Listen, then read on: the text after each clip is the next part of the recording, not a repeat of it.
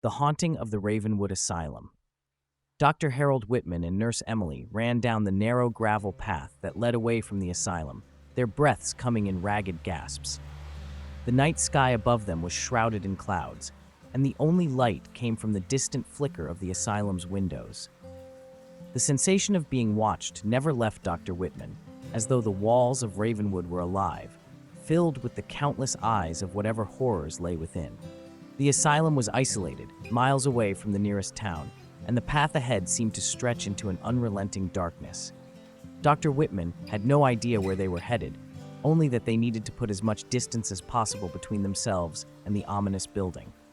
As they rounded a bend, Emily slowed down, clutching her side and gasping for breath. "Wait, we can't keep running blindly," she said between breaths. "We need a plan." Dr. Whitman stopped, leaning heavily against a tree, trying to steady his racing heart. He glanced back at the asylum, its shadowy outline a jagged silhouette against the dark sky. For a brief moment, he could have sworn he saw movement at one of the windows, but he quickly dismissed it as paranoia. "You're right," he said, trying to think clearly. "But what's happening inside the asylum? You said this wasn't the first time something like this happened." Emily nodded, her eyes wide with fear. "The staff knows. Most of them refuse to talk about it, but some of the older nurses, before they quit, warned me. They said the asylum is cursed." "Cursed?" Dr. Whitman repeated, his rational mind immediately rejecting the idea. "That's absurd. What we're dealing with here is a psychotic patient, a murderer. Maybe Richard." "No," Emily interrupted, shaking her head. "Richard is dangerous, but he's just a pawn. He's not the first patient to hear voices, to claim they're being haunted by something inside the asylum." Dr. Whitman stared at her, his skepticism faltering in the face of her desperation. "What do you mean?" "I've worked here for 3 years," she began, her voice trembling. "And I've seen things, doctor. Things I can't explain. Patients disappearing without a trace, staff members who go missing and never return. And the ones who do, they're not the same. They don't talk about what happens, but you can see it in their eyes. Something in that place is—" A loud crack echoed through the trees, cutting her off. Both of them froze, their hearts pounding in their chests. The sound had come from somewhere nearby, like the snapping of a branch under heavy weight. "Did you hear that?" Emily whispered, her voice barely audible. Dr. Whitman nodded, his eyes scanning the dark woods around them. The wind had picked up, rustling the leaves, but there was something else. A faint, low humming, almost like a chant, carried on the breeze. "We need to move," Dr. Whitman whispered. "Now." They resumed their hurried pace, this time more cautious, their senses on high alert. But the forest seemed to close in around them, the trees thickening, blocking out what little light there was. The path ahead was barely visible, but they pushed forward, driven by fear. After several minutes, they reached a clearing. In the center stood a dilapidated old chapel, its wooden structure barely holding together. It looked as though it hadn't been touched in decades, yet the sight of it gave them a strange sense of relief, if only because it was far from the asylum. Emily hesitated at the edge of the clearing. "What is this place?" "I don't know," Dr. Whitman said, wiping the sweat from his brow. "But it's better than nothing. We'll rest here for a moment and figure out what to do next." The two approached the chapel cautiously. The door hanging off its hinges groaned as Dr. Whitman pushed it open. Inside, the air was damp and musty, and broken pews lay scattered across the floor. A simple altar stood at the far end, draped in cobwebs. As they entered, Emily pulled out her phone and checked the signal. "Still no service. We're completely cut off." Dr. Whitman walked toward the altar, feeling the weight of exhaustion and fear pressing down on him. His logical mind was still trying to process everything. A brutal murder, a disturbed patient, and now this strange sense of being hunted. Nothing about the situation made sense. Suddenly, Emily gasped, her eyes widening in horror. "Look!" she cried, pointing at the far corner of the chapel. Dr. Whitman turned and froze. There, etched into the stone walls, were strange symbols, intricate carvings that looked like they had been made with something sharp. The symbols twisted and coiled in unnatural patterns, filling the entire corner with a sense of wrongness. Beneath the symbols, written in large, erratic letters, was a single word: leave. That wasn't here the last time I was in this area. Emily stammered, her voice shaking. Before Dr. Whitman could respond, the low humming they had heard earlier grew louder. It wasn't coming from outside, it was inside the chapel now. The sound seemed to emanate from the very walls, vibrating through the air like an ominous chant. "We need to go," Dr. Whitman said, grabbing Emily's arm. "This place isn't safe." They turned to leave, but as they approached the door, it slammed shut with a deafening bang. The chapel was plunged into darkness, and the temperature dropped suddenly, their breath visible in the freezing air. "What's happening?" Emily cried, her voice panicked. Dr. Whitman grabbed the door, yanking it as hard as he could, but it wouldn't budge. Something was holding it shut. Then the chanting stopped, replaced by a deep guttural whisper. It was impossible to tell where it was coming from, but it surrounded them, filling the air with an oppressive weight.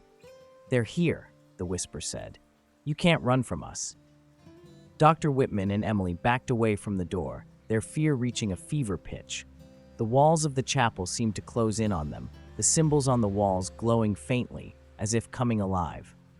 The room was filled with an overwhelming sense of dread, as though the very air had turned malignant.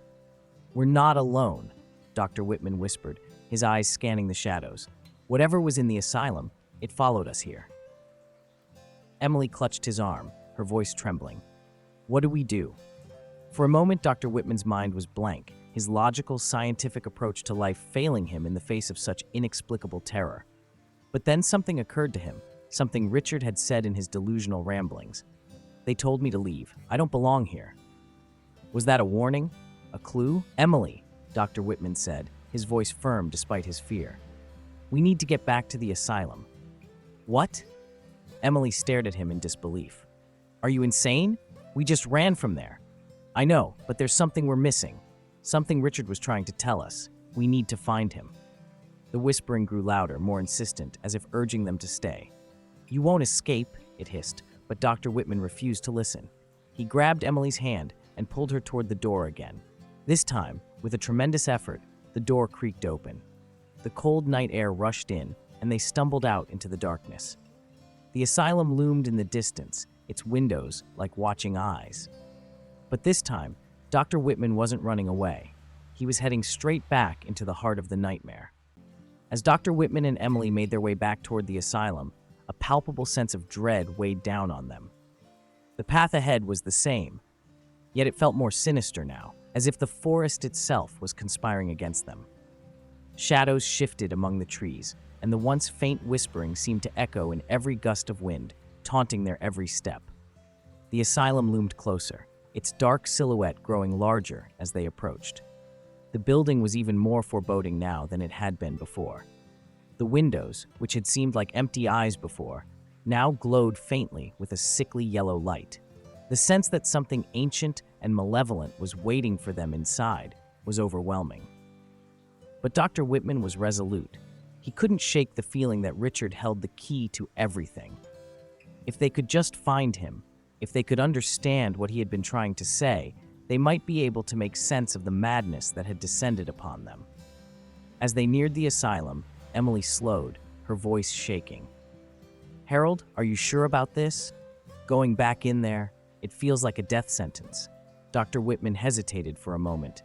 He wasn't sure of anything anymore, but something about Richard's words haunted him. The cryptic warnings, the strange carvings on the walls of the chapel, the chilling voice in the darkness, it all pointed back to the asylum. He knew they couldn't escape this nightmare without confronting the source of it. "I don't know what's happening here," Dr. Whitman admitted, his voice grim.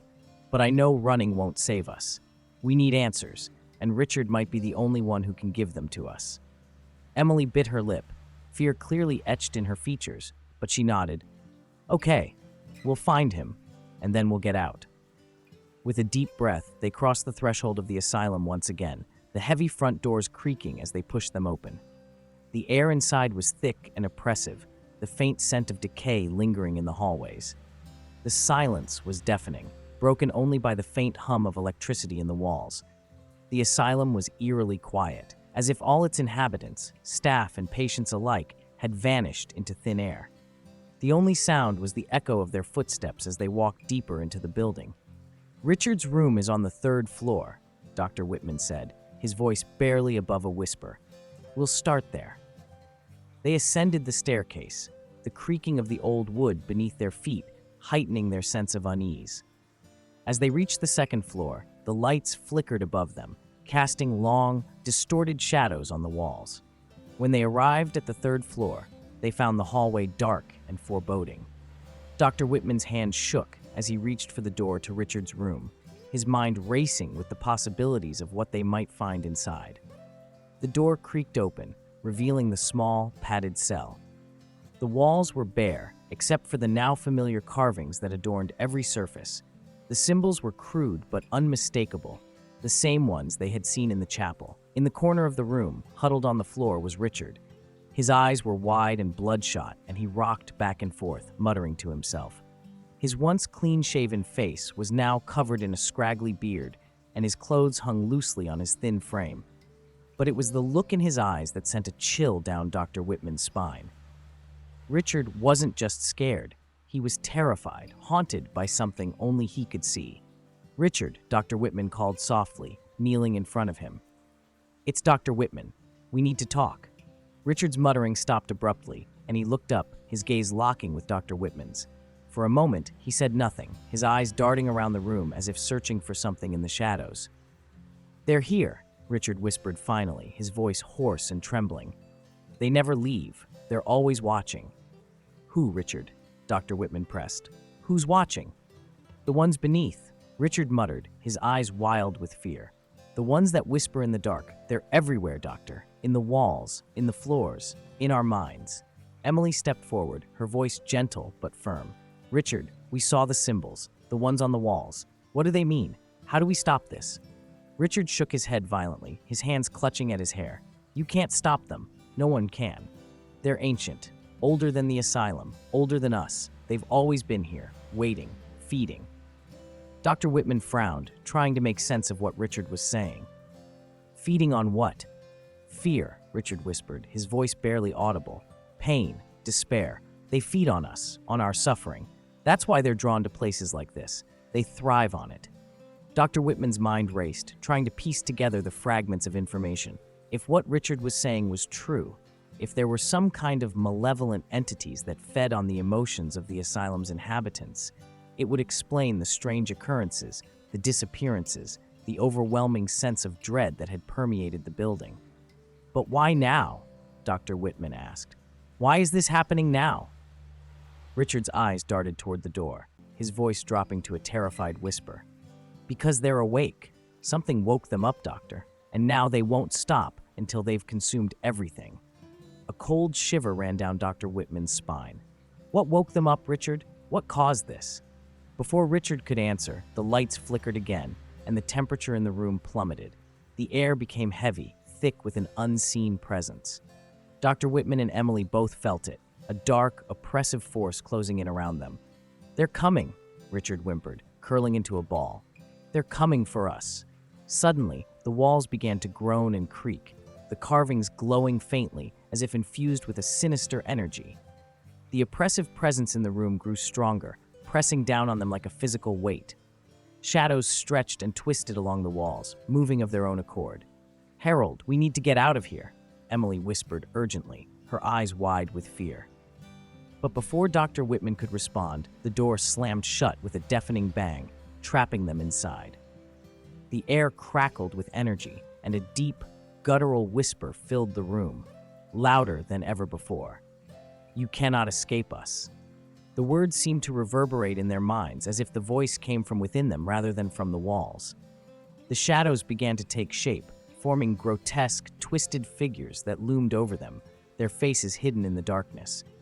Dr. Whitman's heart raced as he realized the truth. They weren't dealing with a delusion or a curse. They were dealing with something far older, far more dangerous. And it had already marked them. The room felt like a living nightmare. The grotesque figures, their bodies made of nothing but shifting shadows, closed in on Dr. Whitman, Emily, and Richard. Their whispers grew louder, more chaotic, clawing at the edges of their sanity. Dr. Whitman's mind was racing. The oppressive force in the room felt like it was squeezing the life out of him, his breathing shallow and labored. He glanced over at Emily, who was frozen in place, her eyes wide with terror, and Richard, curled in the corner, rocking back and forth like a madman. The walls themselves seemed to pulse with an eerie energy, as if the asylum was alive and feeding on their fear. With a surge of determination, Dr. Whitman grabbed Emily's arm. "We need to move," he whispered urgently. "Whatever these things are, they're getting stronger the longer we stay here." Emily nodded, though her face was pale and her body trembled. She glanced at the door, which had slammed shut with an ominous finality. "How do we get out?" "The door." Dr. Whitman's eyes darted around the room, searching for an escape. The door was no longer an option, but maybe. His gaze landed on the window, the only barrier between them and the outside world. "Help me," Dr. Whitman said, moving toward the window. He grabbed a nearby chair, hoisting it above his head and bringing it down with all his strength. The glass shattered with a deafening crash, shards scattering across the floor. The cold night air rushed into the room, a brief reprieve from the suffocating darkness inside. Without a word, Dr. Whitman gestured for Emily to climb through. She hesitated for a second, looking back at Richard, who was still huddled in the corner, mumbling incoherently to himself. "We can't leave him," Emily whispered, fear and guilt battling in her eyes. Dr. Whitman cursed under his breath. He knew she was right, but every second they stayed increased their risk. The figures in the room were growing more distinct, their forms becoming solid, the whispers intensifying, drilling into their skulls. "Richard," Dr. Whitman said, moving toward the broken man, "we need to leave, now. This is our only chance." Richard didn't respond, his gaze fixed on the ground as if in a trance. The carvings on the walls glowed even brighter now, casting an unnatural light over the room. Dr. Whitman grabbed Richard's arm, trying to pull him to his feet, but the man was unresponsive, as if his body had gone limp. Emily knelt beside them, her voice trembling as she pleaded with him.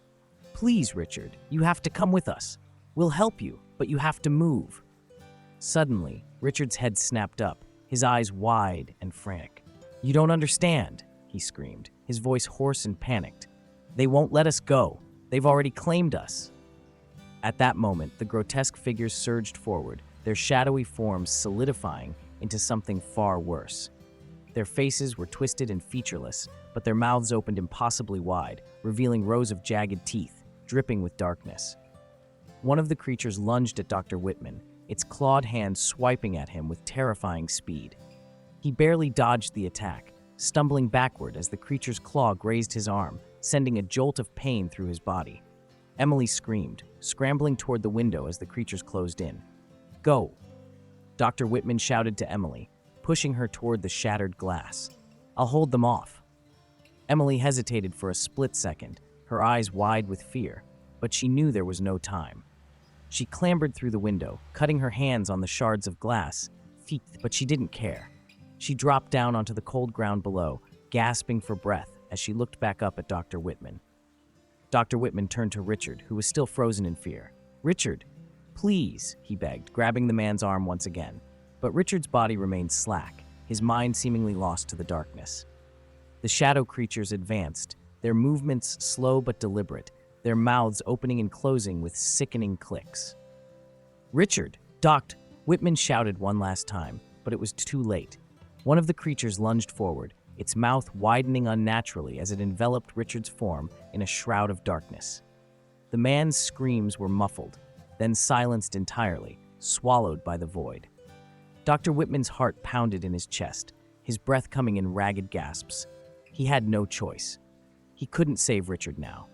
With a heavy heart, he turned and sprinted toward the window, throwing himself through the opening, just as the shadowy figures swarmed the room behind him. He hit the ground hard, pain shooting through his body, but he didn't stop. Emily was already running, her footsteps pounding on the dirt path, and Dr. Whitman scrambled to his feet, chasing after her. The whispers followed them, echoing in their minds, but they didn't dare look back. The asylum receded into the distance as they ran, its dark silhouette slowly swallowed by the night. But the sense of terror lingered, gnawing at their minds as they fled through the forest. Finally, after what felt like an eternity, they reached the edge of the woods, emerging onto the road. Both of them collapsed, gasping for air, their bodies trembling with exhaustion and fear. For a long moment, they just lay there, the weight of what had just happened sinking in. Dr. Whitman's mind raced, trying to make sense of it all. What had they just encountered? What were those creatures?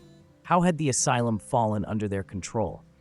"We need to go back," Emily whispered, her voice shaking. "We need to tell someone. Anyone." Dr. Whitman shook his head, his face pale. "No one will believe us." Emily fell silent, staring up at the dark sky above them. The whispers had stopped, but they lingered in the back of her mind, a haunting reminder that something ancient and evil still lurked in the asylum. Dr. Whitman sat up, his eyes narrowing as he looked back toward the forest. He knew they couldn't stay here, couldn't let this darkness spread. Whatever they had unleashed wasn't confined to the asylum anymore. It was out there, waiting for the next victim, feeding on fear and despair. "We need to stop it," Dr. Whitman said quietly, his voice resolute, "before it's too late." Emily looked at him, her eyes wide with fear. "How?" Dr. Whitman didn't have an answer, but he knew one thing for certain: they couldn't run forever. As Dr. Whitman and Emily trudged through the dense forest, the echoes of the crumbling asylum faded into the distance. Their hearts raced, adrenaline still pumping, but an eerie calm surrounded them. The rain had slowed to a light drizzle, making the path muddy and difficult to traverse. Whitman's mind was clouded with thoughts of the horrors they had witnessed, but his focus now was survival. "We have to get out of these woods before nightfall," he muttered, more to himself than to Emily. Emily, though visibly shaken, clutched the journal tighter. "Do you think we're really safe? What if they followed us?" she asked, her voice trembling. Whitman glanced back over his shoulder. The forest was thick, shadows blending into one another, making it impossible to tell if anything was out there. "We're safer than we were back there, but I can't say for certain. We need to keep moving." They continued in silence, every crack of a branch or rustle of leaves making them jump. As the afternoon sun dipped lower in the sky, the temperature dropped, sending a chill through the air.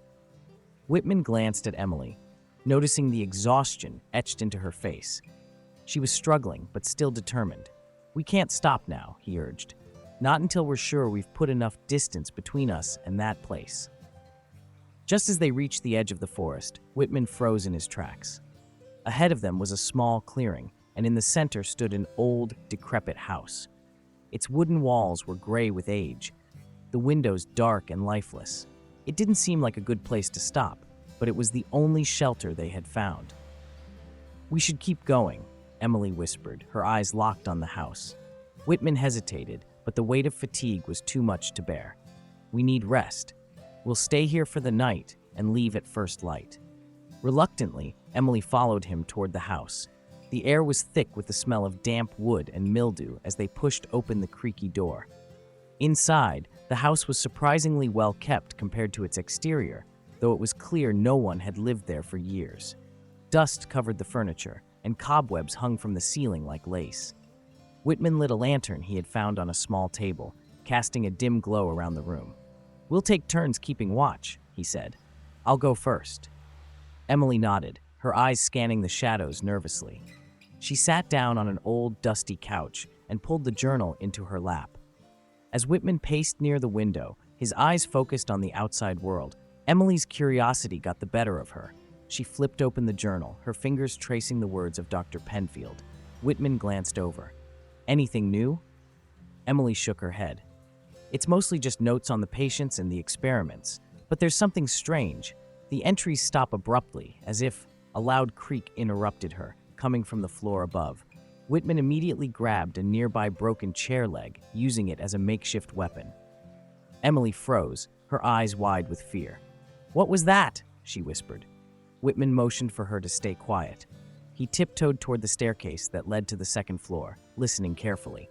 The creaking continued, slow and deliberate, as if something or someone was moving above them. Whitman swallowed hard. "Stay here," he whispered, his voice firm. But Emily shook her head, her voice barely above a whisper. "I'm not staying alone." Together, they ascended the creaking stairs, each step groaning under their weight. The air grew colder the higher they went, and a musty smell filled their nostrils. At the top of the stairs was a long hallway, lined with doors on either side. A single door at the far end of the hall was slightly ajar, the source of the noise. Whitman raised his makeshift weapon as they approached the door. He nudged it open with his foot, revealing a darkened room. It looked like an old bedroom, dusty, with tattered curtains and broken furniture scattered across the floor. And then they saw it.